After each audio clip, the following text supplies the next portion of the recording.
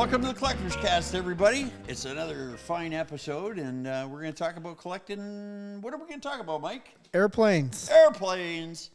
And that's something that's close to your heart. I know you're a big plane guy. Yeah, always, I've never had a pilot's license. I've never flown a plane, but always been fascinated with planes from, right from the Wright brothers to the Avro Aero to planes of all the wars. Yeah. And to current, Strike Eagle or Lightning. It's amazing how fast the technology has grown. When you mentioned the Wright brothers with the first flight, it was only like 60-something years until we were on the moon. So we really ran with it. And to the space shuttle, to those first stealth fighters that, people thought, people who saw them accidentally thought they were, from outer space because of the shape of them, and they didn't really have wings. They were kind of like a flying triangle. Yeah. And craziness. Yeah, crazy. Now, I know some people in the world must collect actual airplanes. Rich guys. But most of us down here on Earth have to collect, aeronautical theme things. And I like toy planes, always have. Yeah. I bet you're a kid with a few model planes hanging from your ceiling on fishing line. Yeah. Kids, they love planes. And there's more ways to collect aeronautical stuff than actual airplanes. You can collect the stuff, the paraphernalia from the planes, people wear the uniforms, the captain's hats. People collect like old Delta or American Airlines, theme stuff. There's a lot of different ways we can go. But today we're actually going to go down a really cool road with planes, and that's the RC flyer planes, the remote control ones that actually fly around. And some of these things, Clint, are not, they're not, 24 inches long or whatever. Some of these are, 8 feet, 9 feet, 10 bigger feet. than a man, yeah. Oh, yeah, they're quite large. Them around not by wire, or not by wire, but by radio. Anyway, rather than us surmise what it is, why don't we get an expert out here on remote control airplane flying and ask him some questions. Yeah, I'm looking forward to this. Me too. We're going to be right back with Mr. Blake Pentecost, all the way live from Vancouver Island. He's going to talk about flying planes. We'll see you in a few minutes. See you soon.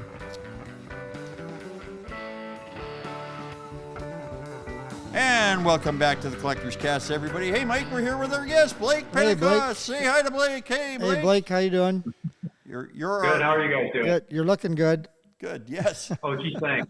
We brought you on because we needed an airplane expert and we couldn't find anyone. So then we thought of you. Yeah.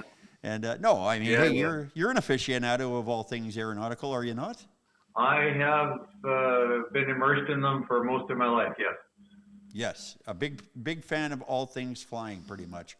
And how many model planes or remote control? Do you prefer a term? Is there model planes or RC planes, or what do you call them? Or just planes? I call them RC planes. Okay. Well, how many RC planes do you currently have in the fleet? Flyable, 9. Oh, geez, just 9. Just 9. Oh, but that's only flyable. Well, flyable. I have 5 others that aren't. Okay. Present. I've taken the radio gear out of them, so they're just sitting on the shelf. Yeah, but they still look good. They look great, but I'm also starting another. I've just finished this monster here. Oh. And starting a new one. What is that behind you there? What can you tell us? That is a P-40 Warhawk. Oh, there you go. Very cool. Yeah, it's got the colors, you can tell. Hey, Blake, I want to ask you this because planes, isn't that really something that like all of us as young boys and teenagers, we all like, I've always looked at planes. I've never flown a plane, but it's always something like just that catches my imagination, right? Whether it's watching old war movies on TV or as a kid, I remember going to the movie theater in Porcupine Plain, Saskatchewan, and watching the Battle of Britain, and seeing the planes, right, and like just seeing how cool they looked, and right from whether it was a warplane or a DC-3 or a float plane, just something that seems to catch just hooks you in, doesn't it? Yeah, I mean, when I was much younger and had hair color, White's a color. you tinkered with motors, right? We had cars. Yes. Before you had cars, before you got a driver's license, we all had the planes that were on the strings, remote control. Cox. Yeah, I mean that's where I started when I was 9. Is we had the local park. Some older boys had combat planes, and we watched them, kill each other basically with these planes. And you're hooked because it was, even with modest means. I worked at a gas station when I was young. I could buy a $20 motor and go flying. Right? And these were the tether planes you're talking back in the day. Yeah, the tether. Yeah, the 2 strings up and down. You get dizzy after about 4 minutes, but it's a lot of fun. And if it hits the ground, oh well. Were those the ones, Mike? Were those the ones? Excuse me. Were those the ones that you and your brother used to put Dad's moonshine in when you ran out of the fuel they came with? Yeah, we had the ones made by the company Cox. Yes.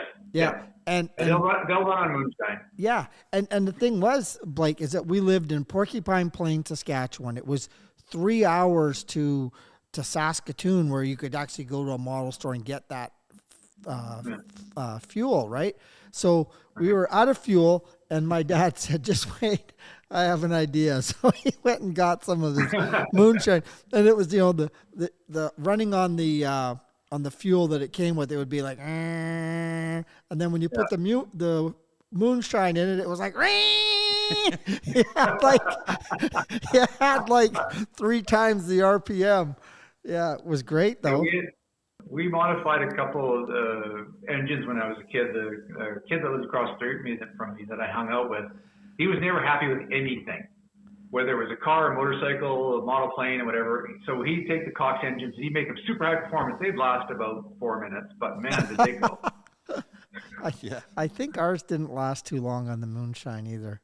So now back to these modern big beasts you fly. What are we looking at for what kind of engines are they running now? Are they must be bigger, better, faster, more powerful? Yeah, basically, they're going through the same evolution that automobiles are going through. Is that internal combustion engines are kind of fading. Noise bylaws and the cost of the fuel for the planes is about $40 a gallon now. Wow. So there's a lot of people are, maybe I'll go on to something else, but there's jet turbines that run on Jet A. Wow. You have the Cox engines, like they're called nitromethane, and they're still around. Nitromethane. 2-stroke and 4-stroke. And then they have gasoline, small gas engines, basically same weed eaters, same idea. Gotcha. And electric. And that's been a new thing I've heard of, electric-powered RC planes. Yeah. But all my planes are electric. I went electric 20 years ago. Oh, did you? And back then that was an adventure, going electric. Now it's, I've got quarter-scale planes that are electric. They're massive. So you're kind of a pioneer on that aspect, though. You went early. You went into it early. You went in early. I went into it early. Guy I worked with in the day said, "Oh, it's the best thing." So I sold all my lovely little 4-stroke engines. They look like mini Harley Davidson engines. Yep, They were I love them. Cute. I love them. And but the problem was they would shake a plane apart in 2 years. Every couple of years you're replacing a plane. Wow. Between the oil and the vibration. So I've got planes now that are 20 years old and they're just fine. But this one is electric. The motor in it is, I did the calculation quickly in my head, about 3 horsepower. Oh, okay. That's a lot of horsepower. Prop. Yeah, it's a lot of horsepower. That's about a 16-inch prop. You wouldn't want to put your fingers anywhere near it when it goes. I bet. I've got it set up to do scale speed, which is about 80 kilometers an hour, roughly, flat out. That's fast enough. The one behind it, the Jets. Yeah, I was going to ask about that. That's the fastest plane I've got. It pretty much scares me. We haven't put a radar gun on it yet, but I'm going to guess 200. Wow. How do you even control something like that while it's flying that fast? Well, jets are fun, but they're basically, you're just trying to keep them in the air. Whereas the slower the plane, the more you can do with it. Right? It's like riding a motorcycle slowly. You can go through the course, but if you're going faster in a straight line. Yep. So that one, basically, if you take it all the way out to where it gets really, really small on one side, turn around and go past yourself, you've got about 4 seconds. Wow. So it's coming in, you go 1, 2, 3, 4. Now you got to think of something to do with it, or it's gone. So you basically go high up on one end, come down, go across the runway, and then go high up on the other end, slow down. And basically you're just doing a few loops and that, and then you got to try and somehow land it. And then ballpark only, but what's a plane like that worth roughly? Everything The jet complete. or the jet that you get to watch for 4 seconds. The body was 600. Okay. And the motor and everything, like what would a total? Oh, in the air? Yeah. A couple thousand. Okay, so a couple $1,000, and if you're not right on it, you're gonna lose it. Could you point that at a Chinese spy balloon? Shoot down a spy balloon. Yeah, we'll go right through it, but it's carbon fiber and fiberglass. It's very strong. But this is the second one I've had. The first one destroyed itself when it's made in flight. Oh, that hurts. Sorry, I didn't catch it. What happened to it? The first one? The first one had a radio failure. I took off and it was going around and it was shaking. And something was wrong with the servo. So I was trying to bring it in, and it basically pile drove into the ground and hit a rock and exploded. So I got one pilot, a wheel, and a couple of servos out of the whole deal. Whoa, I have a question for you. Sure. How close to a drone are one of these, like a military drone or surveillance drone? How close to that are these things that you have, these planes? Well, these are basically in model airplanes. They're sort of the bottom of the rung. Is that you have to have it within visual. I see. Okay. Yeah. The next step up, which you can do. I mean, you can modify anything. You can do what you call a first-person view, where you put the goggles on and you put a camera in the cockpit and you can fly it remotely. This is what I was going to ask you. So are most RC flyers still typically just standing on the ground watching it in the air live? They're not going into it with a camera now like you're talking about, or?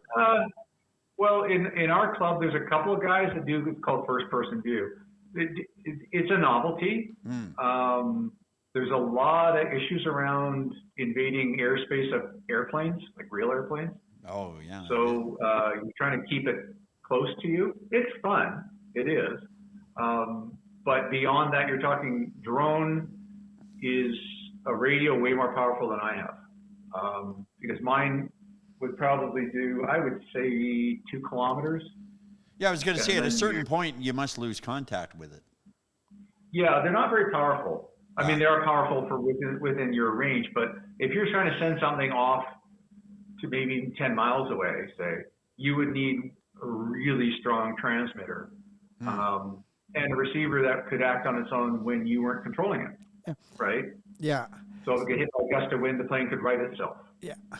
So when you first begin flying these, is it similar to, like, I have a few friends that have their private pilot's license, and apparently it's easy to take off. The landing is the tricky part. Is that the same with these? Well, I've done both. Flying RC models is infinitely harder than flying the real thing. Really? Wow. It just is. Because you're sitting in a cockpit, and the same as if you're driving an RC car. It's easier to drive a car than to drive an RC car around the track. Like Yes. You're right to left, and coming towards you, the controls are reversed. Yeah. Oh, so that's a really good perspective. Yeah. Yeah, no kidding. There's a couple of guys in our club that are pilots, and they go, commercial pilots, and they go, no, this is way harder. Wow. But landing is awful. It really is. And expensive. I call it unscheduled landings when they hit the ground kind of harder than they're supposed to. Unscheduled. That's the thing with these World War II planes is they typically don't fly well because they're human designed versus new planes are computer designed. So the old the old tiny tail, big engine plane works really, really good in the air, but when you try and land them, they require a lot of speed and a lot of runway to get them on the ground. And winding back even. Oh, sorry. I was just going to say, winding back even further in time. I have that big Red Baron triplane hanging from my ceiling, and you once told me, don't ever try to fly that. You'll destroy it. So I'm assuming that the older you get, the more primitive the technology or the aerodynamics, and just the more difficult a beast it would be to control. Then, right? Well, especially when you're dealing with scale, because scale planes are designed to work with scale air molecules. And this is how it was explained to me by an engineer, because I was saying, well, why do they fly so bad? Well, they're designed to be, this one's designed to be 37 feet wingspan, but the air molecules will hold it up when it's full size. Then when you scale it down, it doesn't work the same. Yeah, no kidding. So that's a great analogy. When you scroll it down, they like these ones, this is my fourth Warhawk in my 52 years of doing this. The other three do not exist. I've never sold one. They just disintegrate. But they are tough. Like they take the entire runway to take off, the entire runway to land, and it's just sometimes a little squirrely. Don't ask me why I built another one. I don't know. So it's definitely a hobby and an activity where you have to put a lot into it. Like there's probably a pretty steep learning curve. Yeah. You wouldn't do something like this right out of the gate. There's just no way. I see. Yeah. This is next week. It'll be 10 years. This thing. Wow. On and off. Other things have gotten in the way. Yeah. But I mean, you can just go to an online hobby shop and buy a box. It comes to your house. It takes like 10 hours to put the entire thing together. If that, wow. Some of them are as much as 20 minutes, and then you go flying. Okay, so we're getting low on time. And this is really crazy interesting. And I just one thing that I would want to at some point get into flying an RC plane. I've always wanted one, so now I have the right connection. Yeah. To any advice point me in the right direction. Any advice for somebody silly enough to want to get into this hobby? Yes. Well, you guys are in Chilliwack, right? Yes. There's a couple of RC clubs in Chilliwack. I would talk to them. Oh, okay. They will probably have a plane you can use, the trainer plane, and get you all set up and going. And then if you like it, then you can go to one of the websites and you can order whatever plane you want for a beginner. Don't go for something you can't handle, because they'll just end up with a pile of parts. That's cool. I did not know. I didn't know RC clubs would do that. Would help people get involved. Oh, yeah. I guess why not? That way you grow the sport for sure. Yeah. Good Our advice. club here in Parksville has two planes and separate transmitters that are joined. So the instructor has one transmitter that's joined to the student. So they teach you how to fly, and once you're competent, then they start helping you to get your first plane, so that you don't lose basically your confidence and walk away from the hobby. They get you up and flying, and then have some fun. Excellent. Well, are you going to do that now? Sure. They get you to sign the liability waiver, and then they hand you the control. I think that's cool though that they got a second one. It's like a driving instructor car, so you could just grab the wheel in case they get a little kooky. Right? I'm definitely going to try it. Excellent. Yep. Well, you know what? We would love to talk some more with you, and maybe we will one day. Is there anything else other than planes you collect? I'll ask you that last question. Or is it just planes and aeronautical? Oh, no, planes are, I have basically 4 active hobbies and a couple of dormant ones. But collecting, I've got hockey memorabilia, tons of it. Hockey? And, and concert T-shirts, and what else do I got collecting? Ticket stubs. Yeah. You got an awesome collection of ticket stubs, don't you? I did. They were stolen. Oh, that's right. You had the big binder. Man, this guy had ticket I stubs had the from big binder for the stuff. And Led Zeppelin that was to stolen. Yes to you name any old band, and he was there. That's too bad. You're an interesting guy, Blake. I'm sorry it was just about planes today. Maybe if we do a rock and roll episode, yeah, we could get him back or something like that. Anyway, we so appreciate you doing this. And hey, man, thank you very much. This has been Blake, the expert on RC plane flying. Thanks a lot, Blake. All right, man. We'll Take care. talk to you again. No problem. Take care. Talk Take to you care, soon.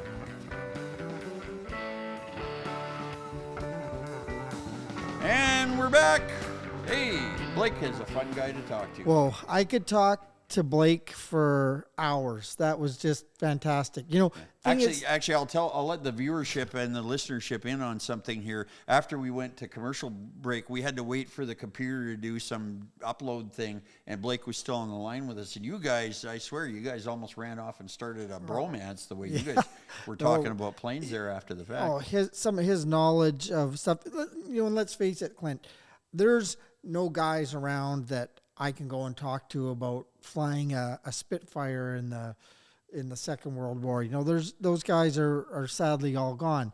But there's guys like Blake who have talked to guys like that. I guarantee you he sat around and talked to a lot of old pilots and got their stories. And knows, and not only their stories, but a lot of technical information of how those planes were to fly and what what it was like to fly them. People listening should have heard you guys talking. And what do you think the Germans had over the American? Oh, P1895, blah blah blah. All these numbers and letters. Yeah, that was a lot of fun. Yeah, one interesting fact I did know. What was it? The Spitfire engine at the start of World War II was how many horsepower? It was 1,300 horsepower at the start of World War II. And by the end, they'd pumped it up to 2,700. 2,700 horsepower. Yeah. That's technology. You know, it's funny when there's a war on, they can always move things a lot faster. And I do know from reading some of my books and information on the Second World War, is that there was a couple of incidents where Spitfires shot down the Germans' new jet fighter. Oh, okay. Yeah. Wow. There you go. Anyway, we've kind of talked planes quite a bit here. I know we haven't really scratched the surface on where we go. You know what I forgot to ask Blake is if he's ever flown any of those. I've seen them. I know they exist. The giant 747 RCs. You ever see those? Oh yeah. They look like real jet airliners, passenger jets. I'm sure he has. Oh, he's seen them or knows about them, definitely. Well, something to get him back about. Anyway, it brings us to the point in the program where we do that, our new thing, show us your stuff. Yes, show us your stuff. So we're going to rely on Uta, what is she, the editor, Aiden, or editor? Yeah, that's the proper term. Sorry, him and I, we ain't in the movie business. We don't know all the terminology. But she could be the editor wizard. Because she does this. Watch this. She's going to make a picture appear. Boom, there it is. Thanks, Utai. It's another picture from Rick Stewart's Steampunk Basement. We went back for another look at another picture, and because there's just so much to see. Last show we had a shot of a different area of his basement, and this one shows, not surprisingly, my old Indian motorcycle reproduction, which Rick is enjoying right now. But as we talked about in our auction episode, I believe, I'm looking at buying his collection. I'm looking at possibly doing a deal to buy that whole Steampunk Museum, bring it back and sell it in Clint the Collector auctions. I know it's a wacky idea, but that would bring the Indian motorcycle back into my possession, at least temporarily. It's all on a big wheel. It goes around. It does. It all comes back eventually. And, even though we're doing a flying episode, I noticed up in the corner there's a Zeppelin like the one we have in the shop here. Yeah. So, yeah, Rick's into flying too. So, yeah, that's show us your stuff. You want to keep showing us your stuff. We want you to show us your stuff, and you want to send it to feedback@thecollectorscast. Send us pictures of what you collect, and we will get it up here on the screen with magic. I just want to add, it doesn't have to be like your collection or something like that. If you come across something, if you just pick one thing and it's yours, show us what you got. Show us what you picked or what you found in a thrift store or whatever. We want to see. We originally actually asked for individual items. Yeah. We said, show us your latest find. And then we started getting all these group photos of big collections. So either way is fine, really. Show us whatever you got. Show us what you want to show us, and we'll have a look. But don't show us your junk, because that's a different address to send to. Anyway, show us your stuff.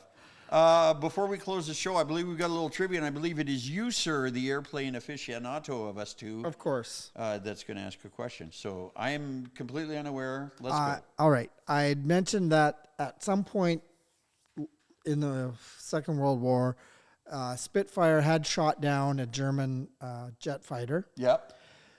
When did the first jet plane fly that actually flew?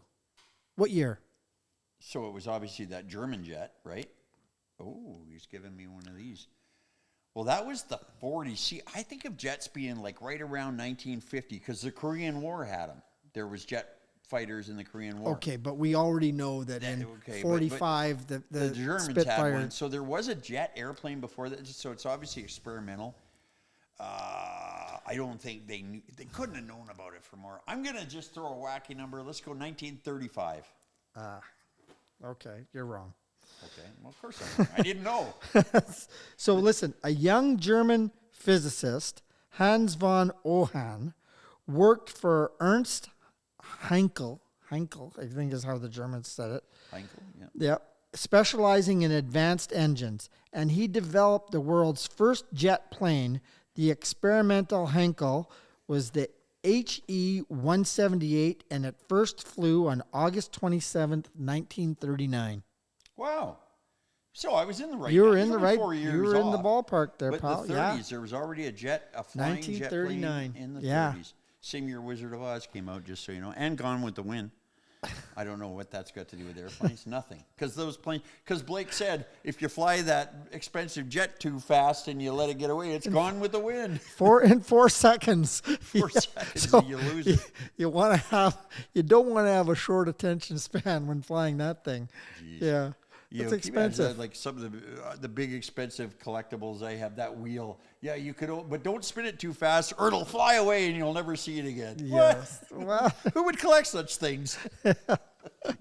Anyway, it was a lot of fun talking about airplanes today. I think we're kind of beat the subject to death a little bit. And before we go, I just want to mention this. We are looking for someone who is collecting trains. yes. There must be a real train wizard out there. I mean, we know Yeah. a few guys that sort of know them, but we want a real good train person. So if that's you, feedback at the Collector's Cast. Get a hold of us and say, I'm a train guy and I would like We to want be to a have you guest." on the show. We want to have you on the show and we want to look at some of your wares. So there you go. Planes, trains, and automobiles. Yes. All right. This has been the Collector's Cast. He's been Mike. I've been Clint. We've had fun. Take care. See you again, folks.